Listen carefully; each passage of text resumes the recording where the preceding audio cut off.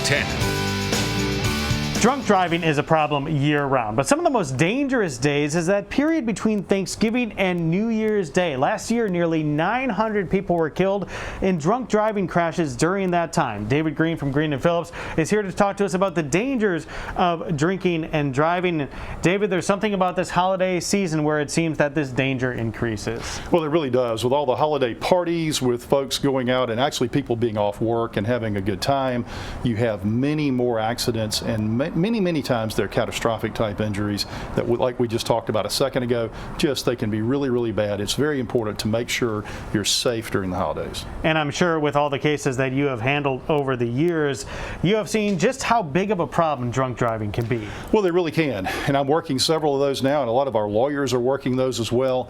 They make such a mess out of a case. You know, people that choose to drink and drive, you know, they many times the cases are so bad, the injuries are so bad, and a lot of times the actual person that causes it never gets injured. And people think, well, how in the world that happened?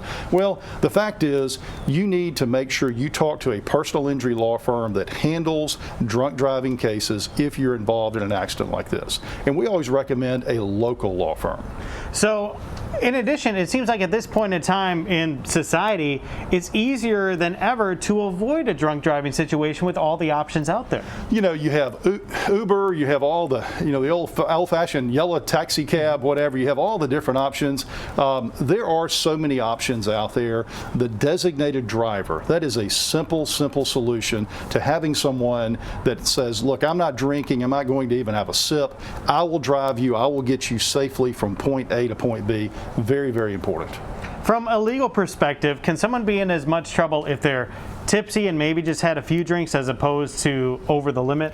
That is one of the best questions ever. A lot of times people think that, you know, I've only had 1 or 2 beers, and if I cause an accident, you know, or if I get stopped by a state trooper or whoever, I'm going to be okay. And the fact is, under Alabama law, if you're .01, so even 1 beer or 2 beers can put you into the category of having the alcohol in your system, and you kill someone or hurt someone, I can tell you in this jurisdiction with our DA, who's a very good friend of mine, Ashley Rich, she's going to prosecute you and charge you with murder, assault, or whatever the crime may be, as well as having one huge civil case against you. That's something you absolutely need to keep in mind. Even more encouragement to get that Uber or Lyft or whatever it is you want to do to make sure you don't get behind the wheel. And then lastly, David, if you are unfortunately the victim of a drunk driving accident, what should you know to do after the accident occurs? Well, I think you treat it like any other accident, but if you can, we always recommend take photographs, take video of the scene. Anything that you can do that would help build your case is going to make a difference. Then call a local personal injury law firm like Green & Phillips. Like I said, there's several others here in Mobile that are local that handle this type of case and focus on this type of case. But you want to talk to someone local who's handled this case, that understands the lay of the land, understands the local courts, and can take care of your case. And you can always stop in to Green & Phillips to have a conversation with them too anytime. You never need an appointment. David, thanks a lot for talking about this very important issue today. Thanks for inviting me over.